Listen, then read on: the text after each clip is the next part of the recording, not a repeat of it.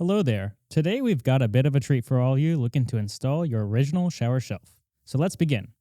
For the job, you're going to need a stud finder, a level, an electric driver, preferably a compact one, a Phillips bit attachment, and a number 8 drill bit attachment. So to start off, you're going to want to use your stud finder to locate the studs within your shower wall.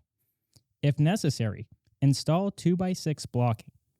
Once studs or blocking is installed, place your bracket firmly against your Schluter Curdy board panel. Once firmly in place, take your electric driver with the drill bit attachment and drill through any one of the mounting holes, making sure to drill through the Curdy board panel as well as any blocking or studs on the other side.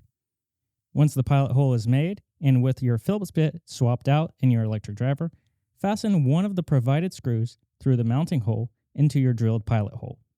Once the first screw is holding the bracket up, make sure to use a level to ensure your leveled position for the bracket. Once leveled, swap out the Phillips head in your electric driver with the drill bit used before. Drill pilot holes through the remaining mounting holes. From there, reattach the Phillips bit and screw in the remaining screws into those pilot holes just made. In your kit, grab your notched Curdy board.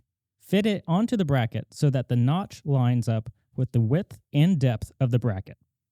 After placement of the notched Curdy board, take your remaining provided wood screws and fasten them to the undermount mounting holes of the bracket.